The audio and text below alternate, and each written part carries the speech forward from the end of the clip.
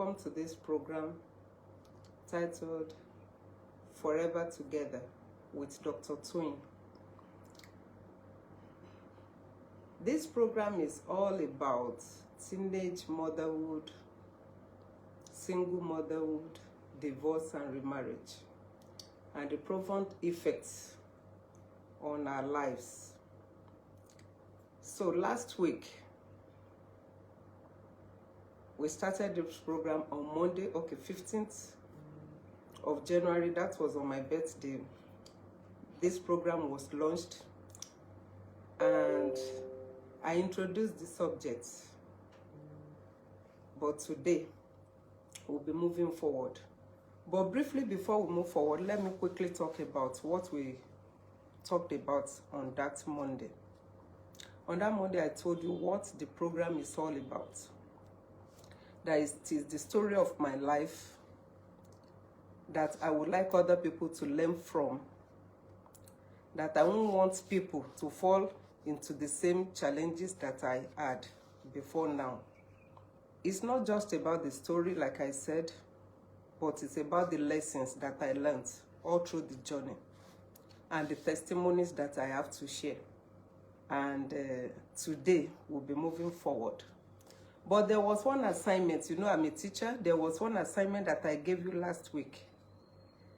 I said, this Monday, I am now 58 years old. That was what I said then. And I also told you that my first and second sons will be 40 and 38 years old this year. And I told you to do the calculation, how old I was when I started having children. So by now, I'm sure that some people must have done the calculation. And I know that is a simple one. So I was not yet 20 years old. I was just about 19 years then. And I equally emphasized that I didn't have any regrets as regards the decision that I took that time. Even though it led me to a journey that was filled with a lot of regrets, with a lot of crises, but settling down at that age and started having children, I didn't have any regrets. And up till now, I don't have any regrets. And I'm glad that the children are doing very well. But today, also on that Monday, I told you that there was something that my mom went through. I told you she did ask willingly, but mine wasn't willingly. But I would like to keep that episode till like maybe series 15. Because that one is far, very far. But today I'll be talking about my journey into that teenage motherhood. What led to it?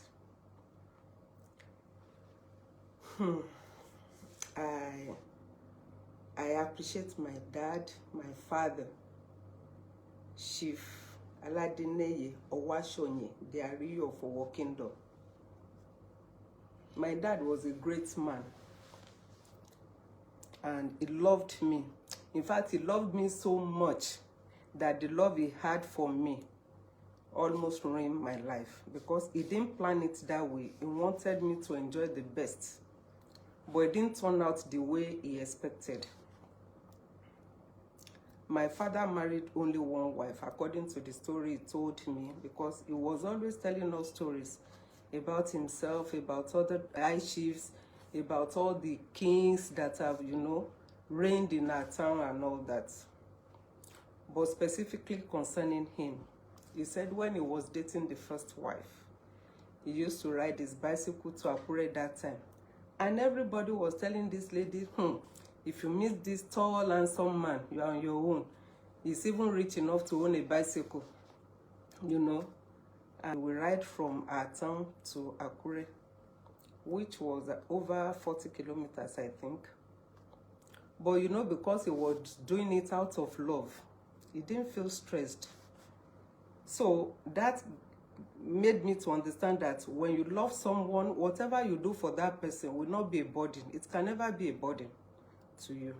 But along the line, he had some other wives that were given because of his position and all that. I didn't really know all of them because I'm the last child, but at least I got to know 7 or so. It was a very pleasant experience, living together like that in a polygamous home with many children, direct children, adopted children. Then my siblings will even come home with their own friends. So at the end, you won't even know who the real child is. So because all of us were living together in peace. I remember some guys that came to live with my brother too, as they were students then. So my father was very hospitable and very friendly. He was loyal, not just to us, not just to his family, but to his friends, and especially his bosom friend. His friend wasn't around for some time. I never knew him, but everybody, my senior brothers and sisters, some of them got to know him, some of them got to hear about him, just like I got to hear about him. So, but every day on our family altar, we used to pray.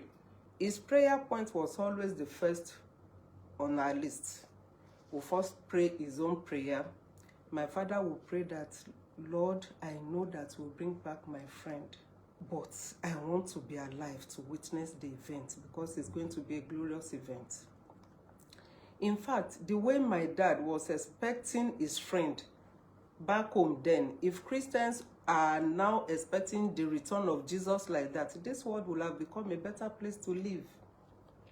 He was so optimistic that he will surely return. But when he will return, he didn't know.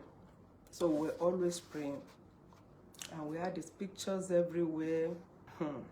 And when I finished my primary school, I gained admission into secondary school. And my school, in fact, even now we still say that after St. Catherine's, then other schools for girls, yes. You need to be very brilliant to gain admission into that school that time, because there was a rigorous exam and other procedure to gain admission. You must be very brilliant. So I gained this admission. I was in Form 1. It was very challenging because at that point in time, my dad has lost almost everything that he ever worked for. His house, his farm, everything. So, but I started all the way because God brought help. You know, for every part of my life, God always raised people. But this particular one, God raised my brother, and he's the one that takes the title of my dad. I've been saving this money with my dad, 30 naira. So he told my dad, you can use it now since she has passed. Let her go to school. Use the 30 naira. And my dad used the 30 naira. I entered into Form 1. From the 30 naira, I had uniforms, belts, cardigan, everything. Church wear. It was a pleasant experience, and I was enjoying the school because we had good teachers. We had teachers from UK, from US, from India, from Cameroon, from Ghana. We had only fewer teachers from Nigeria that time. So the school was doing very well. But when I was promoted to Form 2, then a situation happened that turned my life around till date. You know, we've been praying for my daddy's friend to return. So I was in Form 2 when he returned. He returned and everybody was so excited, including me. I was excited. And he's not just a commoner. He's somebody that will not just move around during the day. So if he wanted to come to our house, he will come in the middle of the night. Maybe like 12 a.m. or 1 a.m. Between 12 and 2 a.m. He will disguise, he will come. So we were all happy. And the next exam that I did then, I remember I did well. So I took these results with excitement to show him. And he said to me that I know that you are going to be great in life. And he gave me 5 naira. From this 5 naira, I bought geisha, I bought blue band, I bought sugar, cabin biscuits, because I bought things that I needed for school. So, you know, innocently, I kept going there. Not even alone. I have a cousin that we used to go together. But whenever he will give money to us, my own will always be more than that of my cousin. But, you know, as children, we were not even thinking of it. I just felt that, oh, because I'm older than that one. So we continued like that until one day,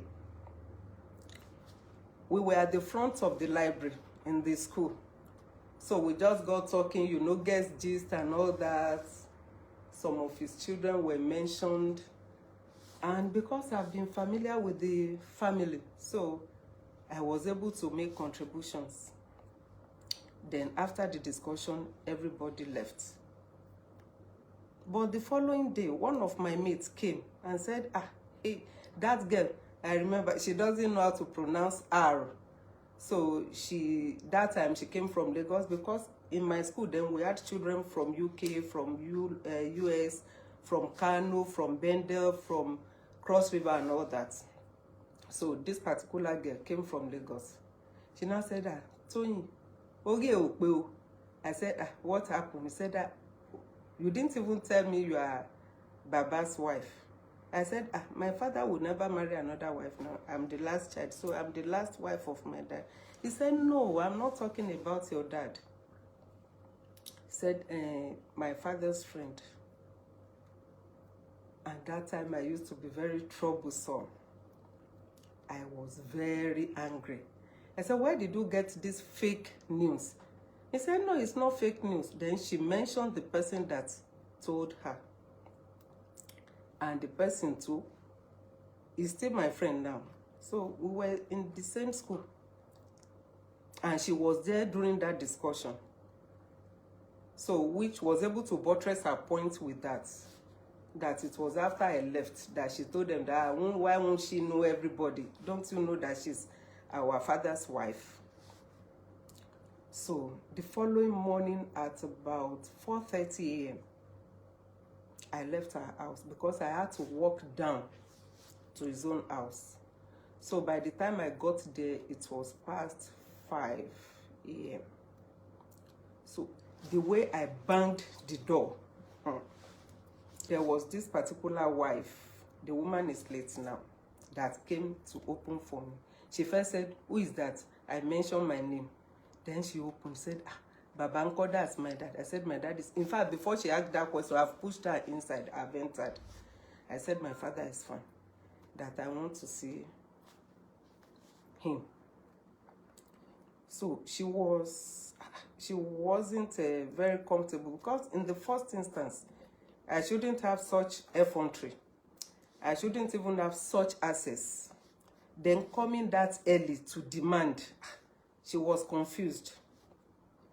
I said, because if you don't allow me to see Baba now, somebody will die very soon and they will bring the corpse here. And I was referring to that my friend that mentioned it while we were in school. Then she had no choice to go and tell him that, this is somebody is here, and he came out. And he was smiling. Something that was that serious. I can't even remember greeting anyway because I was very angry. I said that this is what my friend said in school yesterday. And I've come to ask where she got that information from, because I know that she was lying. And the only thing he could say was that, even if it is true, is he not competent to be my husband? I said, no, we are not talking about competence. How old am I? You can't be, you can never. I said, you should know that that one can never happen. And I'm sure that from that day, you will be looking at me from another point of view. And I told him, if that girl ever repeats that in school again, I will kill her and I'll bring the corpse to you to see.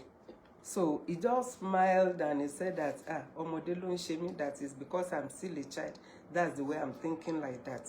So anyway, I left and I told him that he should warn them, he should warn her and warn whoever is also in that, as such a fake news, that they shouldn't say that to me again or about me in school. I left. So shortly after, I think I marked a 16 years birthday. So when I marked my birthday, I remember my mom bought me, there was this particular lace that was in vogue that time. You know, those my age group or those that are older than me will remember that lace. Some were Volvo, some were 504, like that. But mine had Volvo. My mom bought for me. Buba. And my dad bought a cake for me. 2 steps cake, 50 naira. In fact, all my friends were envious. Hey, not even only 1 cake, that I have 2 cakes like that. But I realized that this thing was just a 16-year-old birthday party.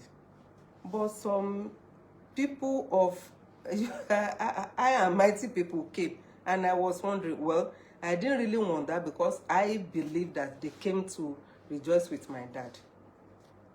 So I didn't know that they came to show me the class where I am supposed to belong, or where I was supposed to belong. I didn't really belong to that class, but they were trying to show me that, oh, I'm not just a small girl, you know, I have a position. And so they came, they were seated with my dad. After some time, they left.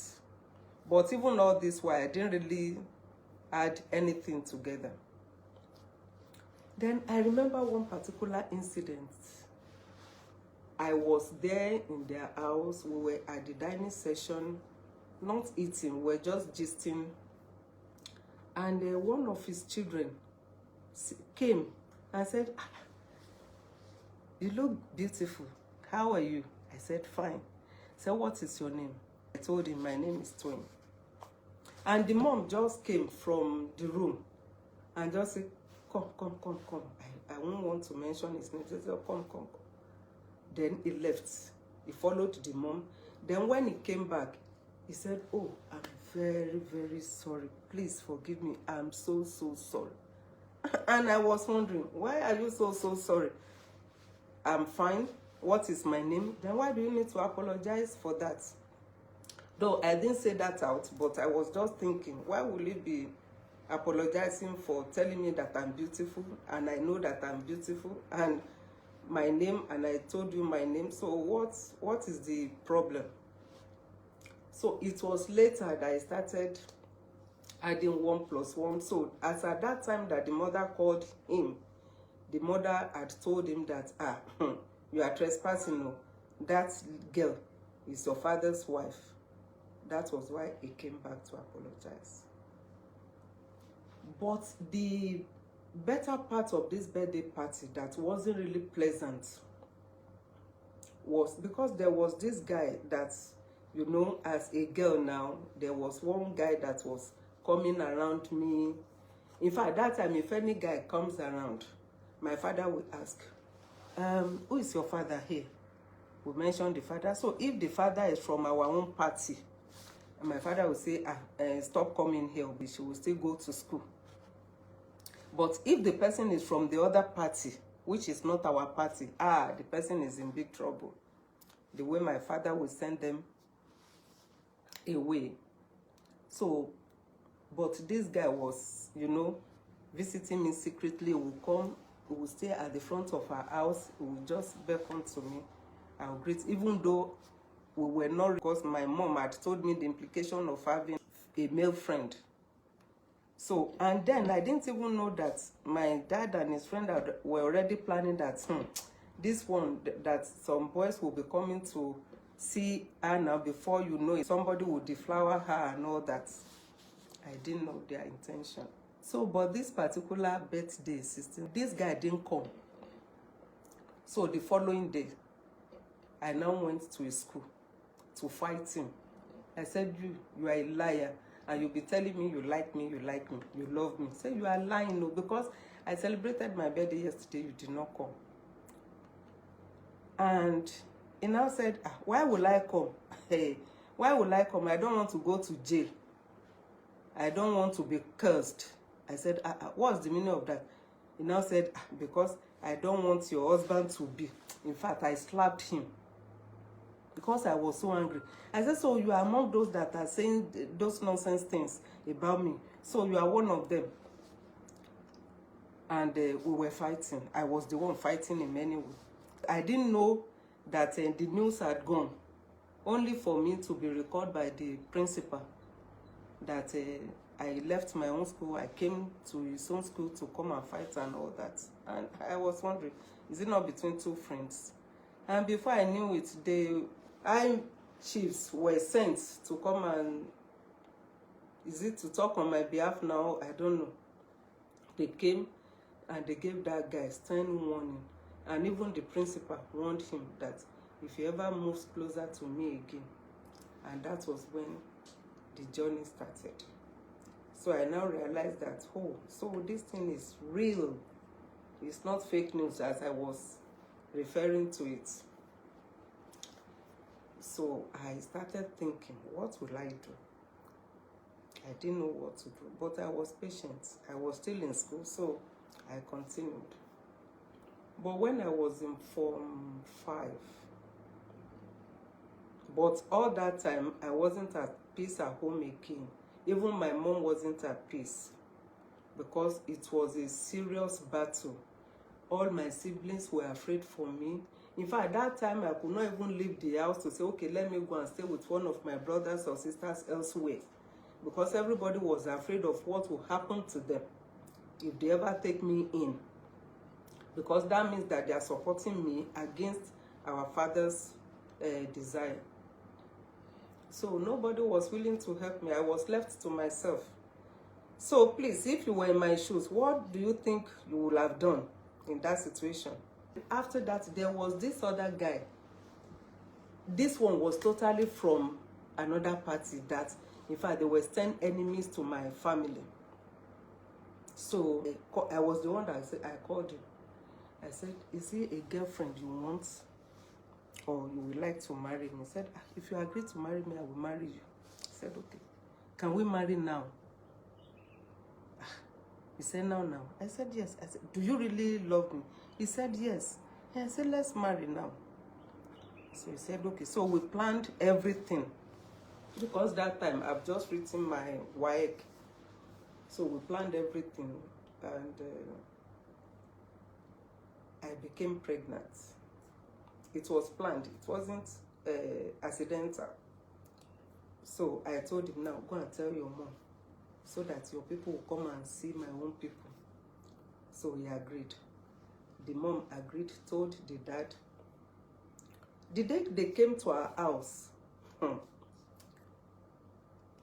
my dad has been informed that they will be coming. He left the house. He didn't wait for them. He left. My mom was crying. Why won't the poor woman cry? My mom, who got married and didn't have any child until 22 years after marriage. And I was threatening him that if my father refused to agree to this marriage, I would drink Gamalin 20. So she wasn't happy. So we started looking for him. Me, that people have come to ask for a hand in marriage. I was the one now, running from one house to another, looking for where my father was. Then eventually I found him. So, you know, with pride too, I want to be married now. So with pride, I say, my husband's people are waiting to see you, and we've been looking for you. He said he was not expecting anybody. And his friend that he went to that day in his house now said, Ariyo, you can't leave your house because of visitors. Go back there and tell them your mind. He said, you are right. That friend's advice was very correct. So he left. He followed me. He didn't follow me to accept them, but he followed me to come and tell them his mind. So as we were about to enter, I don't know how to describe our house because it's not a modern day building. But that there was nothing like a sitting room. Our sitting room is referred to as alega. And before you get to that alega, there's a part you take first. So as he was Entering that part, entering into that, like at the entrance, he told them, everybody, get out of my house. I don't want to see you. Even the mom was trying to say, Baba, can you please? My father walked them. And I said, whether you walk them out or not, me, I'm following them. I remember that black nylon bag. I can't remember what it is called now. Just one nylon bag. I put my 2 dresses inside. I followed them. And I remember as I was about to go out, my father said, you will come back. You know, as a child, I didn't understand the power in the tongue, the power of the tongue. So I just do, I will not come back. So, you know, to me, I was doing shakara. I left and I followed them. So now, because I was not matured enough for marriage, my partner, my friend, because supposed to be my husband, who couldn't become the husband now, did not even have a room to himself. So I have to be living with his mom. And the mom, oh, of blessed memory, that woman loved me. He cared for me, seriously. In fact, she pampered me so much that even at this, as old as I am as a grandmother, I started learning how to bathe babies when my first son had a child, because I never do that. So I was there. And when it was time to deliver, I was taken to the hospital. When I got to the hospital, I was in labor for how many hours? From morning. Then I started crying because I never knew what women would go through to have children. I started crying. So I sent my sister, my stepsister, I said, please go help me beg my dad, because I never knew it would turn out to be like this. Because I was telling her, please help me blow my back. She was fanning it, but yet it was as if the pain was inside the marrow of my backbone. So she went, she called my dad, and my dad came. He looked at me. I started begging him. I said, the pain is too much. Please forgive me. Forgive me. He now said, okay. He just looked at his watch and he said, okay. By 7, the baby will come. I said, okay. I thanked him and he left. And when it was about 2 minutes to 7, my baby came. My baby came. I was full of joy. I held him.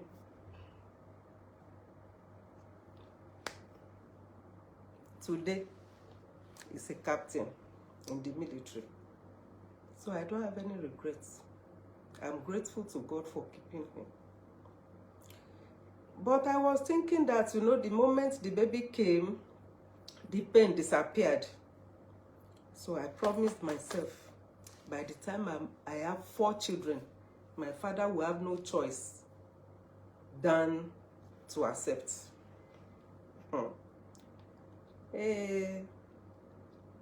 You see, as we grow in life, we don't know what our parents are capable of doing until we misbehave. Something happened one day. My father and the father of this my friend, they met at my uncle's place. So, you know, his father was trying to be like the in-law. I was telling my dad that, your daughter is a very good girl. She really demonstrated the kind of home she's from. She's this, she's that.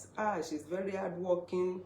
She will pound my yam, my pounded yam. My father got up in anger and went to and told my mom, you see, the child that we pamper at home, did you hear what that man is saying about her? That now she's a slave in that house, watching their clothes, and pounding yam for them and all that. My father was very angry. But I didn't allow that to bother me when my mom told me. I said with time, it will adjust. I became pregnant again after 6 months. Was it up to 6 months or 5 months plus? Because as a teenage mom, I didn't know how to breastfeed. You know, life is so easy now that you can learn from the internet, then you go for antenatal. Even though I attended antenatal, but whenever maybe the nurses assume that, whoa, because we were pregnant, all of us were matured enough to know how to take care of our babies. I didn't know what happened that time. So I'll be struggling to breastfeed my baby, and it will be stretching his neck to get to the breast. But I will press, and it was becoming so painful, so I weaned him at 5 months. And the following month, I became pregnant. So, teenage motherhood wasn't a pleasant experience. Because I remember that time, to get 9 naira to buy my baby's food. Baby's food, that my son was taking naan. It was 9 naira. To get that 9 naira to buy it, I don't know how to describe it. It was tough for me, but I had to. Because the granddad will not sell to me on credit. I have to pay before I take, because he was selling in his shop, but I have to pay. That is what teenage motherhood can do to us. When you are not old enough to do something, you suffer the consequences. And I suffered the consequences. Giving birth to my second son is another episode. So I think we should start from there next week by the grace of God. I appreciate your time. Thank you for watching. Thank you for listening. And thank you for all the questions that I've been sending. So I already have a Telegram channel where you can send questions, where those questions will be addressed. And if we need to talk about it here, we will do that. But teenage motherhood is not a pleasant experience. Thank you very much. And those that are still in that category now, God will strengthen them. God will give them the courage to forge ahead. And God will help them to overcome. In Jesus' mighty name. Thank you very much for your time. So we'll see you again next week, Saturday, 6 p.m. God bless you. Thanks for watching.